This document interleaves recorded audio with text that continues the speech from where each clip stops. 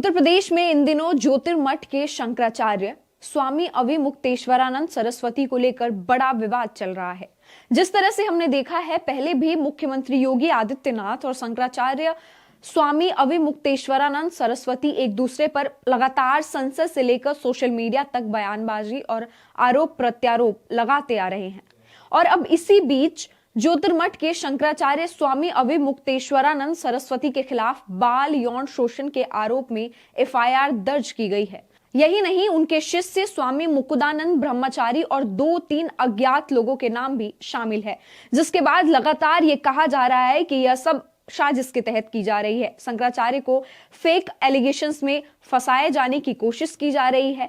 यही नहीं, स्वामी अविमुक्तेश्वरानंद सरस्वती ने खुद भी कहा है कि यह सब बदले की भावना से किया जा रहा है।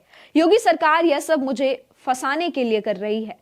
और अब इसी बीच शंकराचार्य स्वामी अविमुक्तेश्वरानंद सरस्वती की बात को मजबूती मिल गई है। उनके खिलाफ फेक एलिगेशंस लगाने वाली बात पर अब सवाल उठ रहे हैं कि क्या वाकई कोई साजिश के तहत फंसाया जा रहा है। आपको बता दें, शाहजहांपुर से एक व्यक्ति ने नया दावा किया है।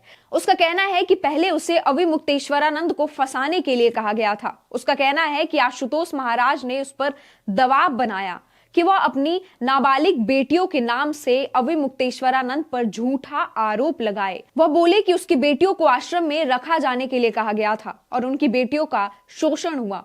अब इस पूरे आरोप के बदले में उसकी बेटियों के पढ़ाई और बाकी खर्च के लिए पैसे दिए जाएंगे। यही नहीं, पूरी सुरक्षा देने की भी बात कही गई थी। अब यह सामने आने के बाद ये पूरा मामला अलग रुख अपनाता नजर आ रहा है। एक तरफ जब इस पूरे मामले में पॉक्सो कानून के तहत एफआईआर दर्ज की जा चुकी है और मेडिकल कराने की बात हो रही है, प्रयागराज के विशेष पॉक्सो अदालत ने झूसी थाना के एसएचओ को यह निर्देश दिया था कि इस पूरे मामले में केस दर्ज किया जाए। अदालत के एडिशनल सेशन जज विनोद कुमार चौरसिया ने आदेश दिया कि पुलिस निष्पक्ष जांच करे और सर्वाइवर की पहचान और सम्मान की रक्षा करे। कोर्ट ने यह भी कहा कि कार्यवाही तुरंत की जाए और रिपोर्ट कोर्ट को दी जाए। ये पूरा मामला क्या है, विस्तार से हम बात करेंगे। आखिर क्यों लगातार ये कहा जा रहा है कि यह सब शंकराचार्य को फंसाने के लिए किया जा रहा है, और आखिर योगी आदित्यनाथ और शंकराचार्य के बीच क्या कुछ हुआ। नमस्कार, मेरा नाम श्रुति है और आप देख रहे हैं बोलता हिंदुस्तान। आपको बता दें, यह मामला कोर्ट तक जाने वाले व्यक्ति का नाम आशुतोष ब्रह्मचारी महाराज है। यह वही व्यक्ति है जिसने शंकराचार्य का झूठा आरोप लगाने पर दबाव बनाया।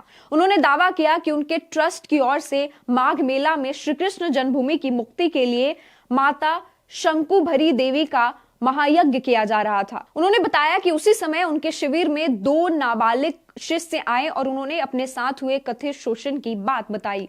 उन्होंने कहा कि बच्चों ने बताया कि वे असुरक्षित हैं और उन्हें पुलिस सुरक्षा चाहिए। बच्चों के अनुसार स्वामी अविमुक्तेश्वरानंद और उनके सहयोगियों ने उन्हें अपने पास रखा। लगभग 1 साल तक कई बार कुकर्म किया। बच्चों का यह भी आरोप है कि महाकुंभ 2025 और माघ मेला 2026 के दौरान उनके साथ गलत काम हुआ। आगे कहा कि बच्चों पर यह कहकर दबाव बनाया जाता था कि यह गुरु सेवा है और इससे आशीर्वाद मिलेगा।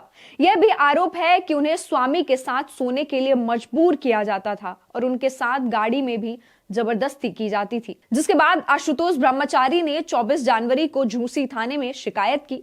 25 जनवरी को पुलिस कमिश्नर और माघ मेला के पुलिस अधीक्षक को ईमेल किया गया। 27 जनवरी को डाक से भी शिकायत भेजी गई। उनका दावा है कि इसके बाद उन्हें धमकियां मिलने लगी, जिसके बाद 8 फरवरी को एफआईआर दर्ज कराने का आदेश हुआ। जिसके बाद स्वामी अविमुक्तेश्वरानंद ने इन आरोपों को पूरी तरह झूठा बताया है। उनका कहना है कि सच्चाई सामने आएगी और दोषियों को सजा भी मिलेगी। उन्होंने कहा कि केस दर्ज होना जरूरी है ताकि जांच हो और सच सामने आए। उन्होंने ये भी कहा कि अदालत को जल्दी फैसला करना चाहिए क्योंकि बहुत लोग इस मामले को देख रहे हैं। आपको बता दें, इस साल जनवरी में स्वामी अविमुक्तेश्वरानंद माघ मेले के दौरान भी विवाद में आए थे। वे मौनी अमावस्या के दिन संगम में स्नान करने जा रहे थे, लेकिन उत्तर प्रदेश पुलिस ने उन्हें रोक दिया।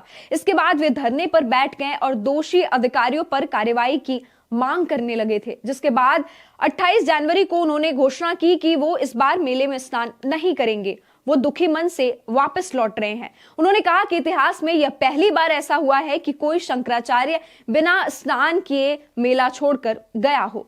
जिसके बाद हमने देखा किस तरह मुद्दे पर राजनीति भी हुई।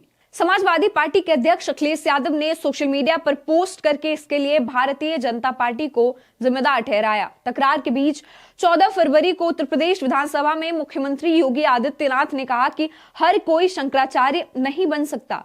उन्होंने साफ शब्दों में कहा कि राज्य में कानून का शासन है और कोई भी व्यक्ति किसी पीठ के आचार्य के रूप में कहीं भी माहौल खराब नहीं कर सकता।